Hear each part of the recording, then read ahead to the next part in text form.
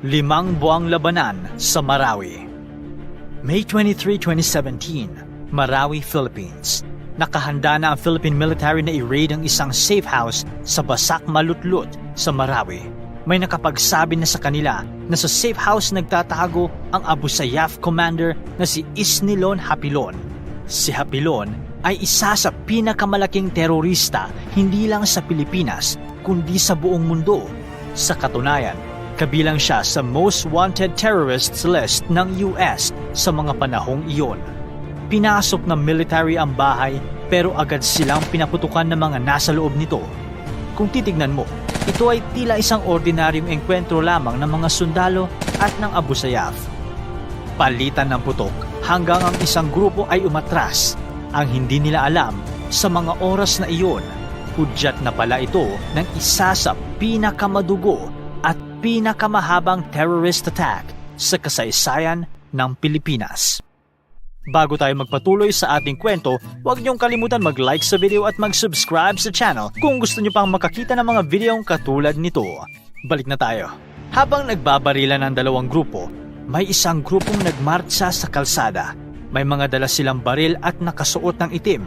Pero ang unang makikita mo sa kanila ay ang flags na kanilang binabandera.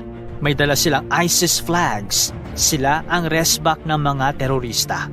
Para sa mga hindi nakakaalam, ang ISIS ay isa sa pinakamalaki at pinakakinatatakutang terrorist group sa buong mundo. Tila tagilid na ang mga sundalo dahil hindi nila napaghandaan ang ganito kadaming kalaban. Napilitan silang umatras sa kanilang kampo. Pagkatapos ng araw na iyon, kontrolado na ng mga terorista ang malaking parte ng syudad. Kinabukasan, agad nagdeklara ng martial law si President Duterte. Ayon sa speech na binigay ng presidente, matagal na siyang natatakot sa pagdating ng ISIS sa Pilipinas at ngayon ay nangyari na ang kanyang kinatatakutan. Ika ng presidente, kailangan ng isang compelling reason upang ihayag ang martial law at ang nagaganap sa Marawi ay sapat na para dito. Nakatulong din sa kanyang desisyon ang pagkamatay ng malabang chief of police na nagpunta sa Marawi. Papauwi na ito nang pinahinto siya ng isang checkpoint ng mga terorista at pagkatapos ay pinugutan ng ulo. Dagdag ng presidente, hindi niya alam ang mga nangyayari sa Marawi, kaya sa mga pulis at sundalo nakadepende ang kanyang desisyon. Kung sasabihin na ng mga sundalo na payapa na ang Marawi, saka lang niya tatapusin ang martial law. Bago tayo magpatuloy, kilalanin muna natin ang grupong nakaharap ng mga sundalo, ang Maute Group. Ang Maute Group ay isang radical Islamist group na itinayo ng magkapatid na Omar at Abdullah Maute. Galing ang dalawa sa isang mayaman at maimpluwensyang pamilya sa bayan ng Butig. Nakapag-aral ang dalawa sa Middle East kung saan mas na-develop ang kanilang pagiging extremists. Ang kanilang ama ay dati miyembro ng Moro Islamic Liberation Front o MILF, ang pinakamalaking Muslim rebel group sa Pilipinas. Nang pumasok sa peace talks ang MILF at pumayag na magkaroon ng New Bangsamoro Region kung saan mas lalaki pa ang kanilang kontrol sa kanilang sariling lupa, umalis sa grupo ang mga Maute. Mas gusto nila ang radical idealism ng ISIS at bumuo sila ng kanilang sariling grupo. Sa Butig nagsimula ang Maute Group hanggang sa umabot sila sa Marawi. Ginagawa nila ito upang mapansin ng ISIS. Balak nila magtayo ng isang caliphate sa Marawi upang i-recognize sila ng ISIS at maging opisyal na miyembro nito. Kung mangyayari iyon, hindi lang sila mapapabilang sa pinakakilalang terrorist group sa buong mundo. Magkakaroon din sila ng funding mula sa ISIS. Pero ang pinakamalala, ginawa nila lahat ng ito habang nangyayari ang Ramadan. Dahan-dahan nang sinasakop ng mga Maute ang Marawi. Nagpunta sila sa Amai Pakpak Medical Center, pinaligiran ng City Hall at sinunog ang isang paaralan. May mga pinakawalan silang mga preso mula sa Lanao del Sur Provincial Jail. Habang ginagawa nila ang mga ito, kumukuha sila ng hostages. Ilan sa mga hostages ay teachers ng Dansalan College, isang Protestant-run school kung saan nag-aral ang Maute Brothers. Pinakawala ng grupo ang mga Marawaos. Isa sa pinaka-importanteng hostage nila ay si Father Chito Suganog. Nakuha nila ang pari ng puntahan nila ang kumbento sa bayan ng Bangolo. Sa mga oras na iyon, naghahanda ang mga tao ng Bangolo para sa darating na fiesta, kaya madali lang silang naging target ng mga terorista. Ayon sa isa sa mga hostages, pinapasok sila sa isang malaking van at inikot-ikot sa Marawi bago pa dinala sa kampo ng mga terorista. Sa mga sumunod na araw, nagsimula nang mag-alisa ng mga residente ng Marawi at ng mga kalapit na bayan.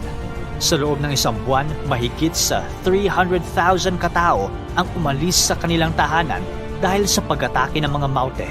May ilan din na natrap sa kanilang mga bahay dahil sa takot na lumabas.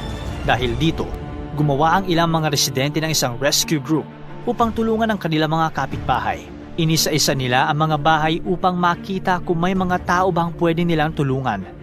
Gayunpaman, may ilang mga bahay pa rin na hindi mapuntahan ng mga rescuers. Yan ang mga bahay na nasa gitna ng war zone. Isang mag-asawa ang natrap sa kanilang bahay sa loob ng 5 linggo. Nang maubos ang tubig sa kanilang bahay, uminom na lang sila ng tubig ulan. Hindi rin sila makatulog dahil sa mga putok ng baril at ingay ng airstrikes. Nang lumabas na sila, marami silang nakita na bangkay sa kalsada. Umabante lang sila ng umabante hanggang sa makarating sila sa isang bridge at ma-rescue ng mga sundalo. Halos parehas din dito ang naranasan ni Anisa Mocado. Nakatira siya sa ICOM at hindi na nakalikas nang magsimula ang labanan. Isang araw, naglakas loob siya at 2 pang kasamahan na lumabas at humingi ng tulong. Ayon kay Anisa, maingat silang tumitingin sa paligid at saka lang tatakbo kung wala silang nakita mga terorista. Pa-zigzag din ang takbo nila upang mahirap silang tamaan kung babarilin man sila ng mga kalaban. Kapag nakarinig sila ng motor o anumang sasakyan, nagtatago sila sa mga nadadaanan nilang bahay sa takot na ang mga Maute ang makahuli sa kanila. Nagtatago din sila kapag nakakarinig sila ng ingay mula sa helicopter. Ito lang ang kanilang ginawa hanggang sa dumating sila sa Bangolo Bridge at nakita ang mga sundalo. Agad silang sumigaw at humingi ng tulong at doon lang sila nailigtas. Pero ano nga ba ang mangyayari sa iyo kung mahuli ka ng mga Maute? Nakadepende ito sa iyong relihiyon. Oo, hindi sinasaktan ng mga Maute ang mga kapatid nilang Muslim. Maliban na lang kung may gagawin kang masama sa kanila. Pero kung isa kang Kristiyano sa gitna ng labanan, siguradong hindi maganda ang kahahantungan mo. Ayon sa isang witness, pinahinto ng mga Maute ang isang ambulansya at pinarecite ang driver nito ng shahada. Ang shahada ay isang Islamic oath at isa sa 5 pillars ng Islam. Nang hindi makarecite ang driver, agad siyang pinatay ng grupo. Marami sa mga Muslim ang tinuruan at sinamahan ang kanilang mga Kristiyanong kapitbahay upang ligtas sila sakaling makita sila ng mga terorista. Sa isang bahay, 6 na Kristiyanong pintor ang nagtago ng 5 araw sa bahay ng kanilang boss. Nang tumakas sila, nakita sila ng mga Maute at hinabol. Nang pinaputukan sila ng mga terorista, nagtago sila sa isang kanal na papunta sa Lake Lanao. Lumangoy sila patungo sa ibang banda ng ilog, pero sa huli, 3 lang sa kanila ang nakaligtas. Ayon sa isa sa kanila, hindi niya malilimutan ang bumaril sa kanyang mga kaibigan. Itim ang suot nito, may mahabang buhok, at may makapal na bigote. Hindi rin madali ang naranasan ng mga hostages ng Maute Group. Ayon sa isa sa mga hostage, ginawa silang slaves ng mga terorista. Sila ang nagluluto para sa grupo at kung hindi sila sumunod sa mga utos, sasaktan sila. Hindi rin gusto ng Maute Group ang mga taong nagtatrabaho para sa gobyerno. Pinatay ang isa sa mga hostages nang malaman ng grupo na nagtatrabaho ito para sa gobyerno. Marami rin sa kanila ang nadamay sa pag-atake ng mga sundalo sa mga terorista. Nang tamaan ang kanilang tinitirhan sa airstrike, 10 sa mga hostage ang namatay. Ang pare na si Father Chito na kinuha ng mga terorista mula sa simbahan ay lumabas sa isang propaganda video ng mga terorista. Ang kanyang secretary ang ginawang doktor ng mga Maute. Siya ang nanggamot sa sugat ng mga Maute. Sumusunod lang sa utos ng mga hostages. Habang tumatagal, mas sumihirap pa ang sitwasyon. Naghihintay na lang sila ng mga sundalong re-rescue sa kanila. Sa kabilang banda ng istorya, Pag-uusapan naman natin ang karanasan ng mga sundalong ibinuwis ang kanilang buhay para mapalaya ang Marawi sa kamay ng mga terorista. Pinamunuan ni Armed Forces of the Philippines Chief Eduardo ang mga sundalo natin. Isa sa mga sundalong ito ay si First Lieutenant Billy Codiam. Kakagraduate lang niya mula sa Philippine Military Academy 3 years ago at ngayon ay isa na siya sa mga lumalaban para sa Marawi. Galing siya sa Basilan kaya mas nasanay siyang lumaban sa kagubatan. Ayon sa kanya, masyadong magkaiba ang urban warfare sa nakasanayan niyang jungle warfare at dito siya nahirapan. Gayunpaman, marami naman siyang natutunan sa bawat araw na lumalaban siya. Ang mga sniper ang isa sa pinakaimportanteng sundalo sa urban warfare. Gumagawa ang mga sundalo ng maliliit na butas sa dingding ng mga buildings para ligtas na makabaril ang kanilang mga sniper. Subalit hindi din ganun kadali ang paggawa ng mga butas na ito. Ayon kay Lieutenant General Charlie Galvez, marami sa kanilang mga kasamahan ang namatay nang makita sila ng mga sniper ng kalaban na gumagawa ng butas. Isa sa unang misyon ng grupo ni Lieutenant Codiam ay ang pag-atake sa isang green building na ginawang kampo ng ilan sa mga terorista. Noong first attempt nila, nasorpresa ang kanilang grupo sa nangyari. Dahan-dahan silang pumasok sa building pero nagulat sila sa dami ng snipers na nakaabang pala sa kanila. Binomba din sila ng mga terorista. Nang makapasok sila sa first floor ng building, nakapwesto pala ang mga kalaban sa second at third floor at bigla silang inambush. Sinusubukan lumaban ng grupo pero hindi nila kaya ang dami at puwersa ng mga terorista. Kailangan na nilang umatras. Pinapasok nila ang 2 tangke sa pinto at doon dumikit ang mga sundalo. Ito ang ginawa nilang cover habang umaatras. Umabot ng 3 araw at 4 attempts bago pa nila makuha ang green building. Sa ibang parte ng Marawi, matindi rin ang karanasan ni First Lieutenant Geraldo Alvarez. Inatasan ang kanyang grupo na mag-rescue ng isang military official at magdala ng reinforcement troops. Upang makarating sa kanilang misyon, kailangan nilang pumasok sa teritoryo ng kalaban at dumaan sa Baloy Bridge. Handa na ang grupo at matapang silang tumuloy sa tulay. Pagdating nila doon, agad silang niratrat ng bala ng mga kalaban. May nakaharang na sasakyan sa tulay, pero dahil tangke ang dala ni Lieutenant Alvarez, sinagasaan lang niya ito. Paglagpas nila ng tulay, mas lumala pa ang pamamaril ng mga terorista. Nasa buildings at mga bahay nakapwesto ang mga kalaban. May dala silang mabibigat na baril at may snipers din kasama. Bukod dito, nagtapon din sila ng mga RPG o rocket-propelled grenades. Medyo delikado ang lagay ng mga sundalo ni Lieutenant Alvarez. Sinusubukan nilang umabante at mag-retaliate sa mga kalaban. Maya-maya pa ay saglit na huminto ang tangke ng lieutenant. Natamaan na pala ito ng RPG. Kailangan na nilang lumabas mula sa sasakyan sa mga oras na iyon. Dahan-dahan silang lumabas pero wala pa rin silang makita dahil sa usok ng putukan. Nang malinaw na ang paligid, nakita niya ang isa sa kanyang mga kasamahan na si Private Purlas. Sobrang napuruhan si Purlas sa crossfire na halos naghihiwalay na ang kanyang bewang mula sa kanyang katawan. Wala nang magawa ang grupo kundi iwan ang patay na katawan ni Purlas. Pero idinikit muna ni Lieutenant Alvarez ang bewang at katawan ng patay na private. Humanap muna sila ng cover at nagbigay ng first aid sa isa't isa. Sinubukang ayusin ng grupo ang kanilang armored cars pero wala silang magawa dito.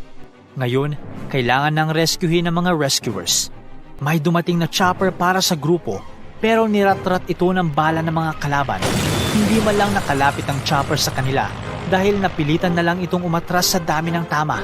Nagtago na ang grupo sa mga kalapit na bahay pero patuloy pa rin silang lumalaban. Sinubukan nilang gamitin ang heavy gunner ng kanilang sasakyan. May nag-operate ng gunner at may isa na nasa driver's seat upang mag-jockey. Tumagal din ang labanan ng 2 grupo pero naubusan na ng bala ang mga sundalo. Nasa isang sasakyan ang kanilang mga bala.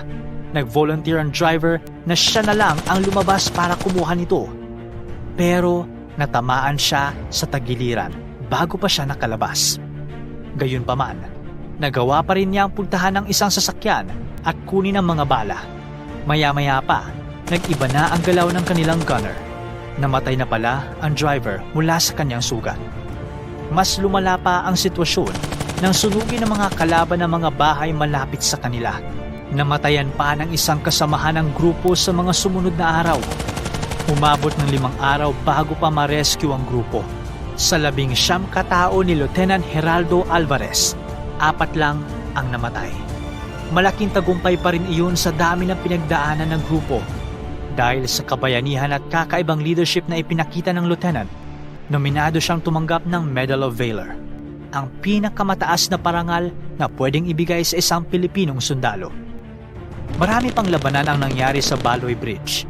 Sa katunayan, dito rin nangyari ang pinakamataas na death toll ng mga sundalo ng 13 Marines ang namatay noong June 9, 2017. Umabot ng 2 buwan bago makuha ng mga sundalo ang Baloy Bridge mula sa mga terorista. Naparangalan din ng Medal of Valor si Army Private First Class Dan Ryan Bayot ng 51st Infantry Battalion. Hindi siya pinalad na makaligtas sa labanan. Na-assign ang kanyang grupo sa Barangay Lilod, Marawi. Naging security na lang din sila ng isang local government official na naninirahan sa itaas ng kanilang detachment. Noong May 24, 2017, sa pangalawang araw ng Marawi terrorist attack, sinugod ang kanilang detachment ng mga terorista. May mga reports na nagsasabing tinulungan pa daw umano ng mga private security ng government official ang mga Maute. Na outnumbers sila ng mga Maute kaya agad silang humingi ng reinforcements. Pero mahirap pasukin ang pwesto ni na Private Bayot dahil kailangan pang dumaan sa isang tulay na puno ng mga Maute. Matapos ang madugong labanan, si Private Bayot na lang ang natira sa kanilang grupo. Alam niyang wala na siyang pag-asa at siguradong papatayin din siya ng mga Maute kapag nahanap siya. Kaya naman, imbis na sumuko, pinabomba ni Private Bayot ang kanyang lokasyon. Sa paraang ito, mamatay man siya, may mga terorista namang matatamaan sa mga bomba. Matapos ang 4 na araw, na-recover ang kanyang patay na katawan ng 1st Infantry Battalion. Isa sa miyembro ng battalion ang ama ni Private Bayot na si Sergeant Larry Bayot. Kamakailan lamang noong July 10, 2021, inanunsyo din ang pagparangal kay Private First Class Hener C. Tinangag. Si Private Tinangag ay isang Assistant Automatic Rifleman of the Special Operations Platoon o SOP, Marine Battalion Landing Team MBLT-5. Ang kanyang grupo ang isa sa pinakaunang rumisponde noong umatake ang Maute Group. Noong June 9, 2017, naatasan ang grupo ni Private Tinangag na resbaka ng MBLT-7 at Marine Special Operations Group o MARSOG sa Mapandi Bridge sa Barangay Lilod, Marawi. Sa araw na iyon, ilang linggo na ring lumalaban ang MBLT-7 at MARSOG sa isang malaking grupo ng mga Maute. Kailangang i-rescue na ang dalawang grupo bago pa sila matrap na mga Maute sa Agus River at hindi na makalabas. Nag-volunteer si Tinangag at 3 pang Marines. Hindi magiging madali ang misyon. Sa kanilang pupuntahan, maraming nakaabang na enemy snipers. May mga Mauteng naka-machine guns at pwede din silang matamaan ng RPGs at Molotov cocktails. Matapos ang mahaba at delikadong pag-abante papunta sa encampment ng mga Maute, humanap muna ng cover ang kasamahan ni Tinangag upang magpahinga. Pero hindi nagpahinga si Tinangag at ipinagpatuloy niya ang misyon na siya lang mag-isa kahit gaano ito kadelikado. Nakuha niyang gumapang sa ilalim ng mga gibang pader at bubong at makalapit sa mga sugatang sundalo. Nailigtas niya ang 4 na sugatang Marines na nagtatago sa isang mosque na katabi ng building na inaatake ng mga terorista. Di nagtagal ay napansin din ng mga snipers si Tinangag at agad siyang pinaputukan. Pero hindi siya nagpatinag dito. Nagpunta pa siya sa kill zone upang kunin ang patay na katawan ni First Lieutenant John Frederick Savellano. Habang ginagawa niya ito, tinamaan ng enemy sniper si Tinangag sa tiyan at nagtamo ng maraming sugat sa shrapnel ng isang granadang itinapon sa kanya. Gayunpaman, nakuha pa rin niya ang kargahin ng katawan ni Savellano papunta sa isang ligtas na lokasyon 200 meters mula sa kill zone. Pagkatapos nito ay nag-collapse na si Tinangag at di nagtagal, tuluyan na ngang namatay sa isang kalapit na medical station. Talagang hindi maipagkakaila na nahirapan ng mga sundalo sa giyerang ito. Habang tumatagal, natututo ng mga bagong taktika ang mga terorista. Isa na dito ang paggawa ng malalaking butas sa mga bahay at building. Ito ay nagsisilbing bait para sa mga sundalo. May mga snipers na nakabantay sa butas at sino mang sundalo ang lumapit dito ay babarilin nila. Bukod dito, natuto ding gumawa ng mga tunnel sa mga kalaban. Sa tulong nito, hindi na sila kailangan pang lumabas upang makapunta sa ibang buildings. Nakatulong din ang pagtatago ng mga terorista sa mga mosque. Hindi pwedeng bombahin ng mga sundalo ang mosque at iba pang mga simbahan dahil kailangan nilang respetuhin ang relihiyon. Gumamit din ang mga multi-groups ng IEDs o Improvised Explosive Devices na pwedeng i-detonate gamit ang cellphone.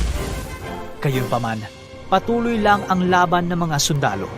Nakatanggap tayo ng tulong mula sa allies ng Pilipinas. Tumulong ang US at Australia sa aerial surveillance habang nagbigay naman ng rifles ang China. Ginamit ang aerial surveillance na ito para sa airstrikes. Epektibo ito para sa mga kalaban na ayaw lumabas sa mga buildings. Pero dapat pa rin silang mag-ingat sa airstrikes dahil baka matamaan ng mga ground soldiers. Sa katunayan, may 2 airstrikes na tumama sa mga sundalo. Sa mga sumunod na buwan, dahan-dahan nang nakukuha ng mga sundalo ang mga parte ng Marawi na nasakop ng Maute Group. Noong Setyembre 17, 2017, sinugod ng mga sundalo ang Bato Mosque. Ang Bato Mosque ang second grand mosque ng Marawi at nasakop ito ng mga terorista. Nagbarilan ng 2 grupo hanggang sa matalo ng mga sundalo ang Maute Group. Dito din nila na-rescue si Father Chito Suganov at isa pa niyang kasamahan. Tumagal ng halos 5 buwan bago pa matalo ng mga sundalo ang mga terorista. Ito ang pinakamataas na siege ng AFP sa kasaysayan ng Pilipinas. Noong October 16, 2017, sinugod ng mga sundalo ang isa sa mga hideout ng kalaban at doon nila napatay ang 2 sa mga leader ng Maute Group, si Omar Maute at si Isnilon Hapilon. Natamaan sa dibdib si Hapilon habang nabaril naman sa ulo si Omar. Kinabukasan idineklara ni Presidente Duterte na malaya na ang Marawi.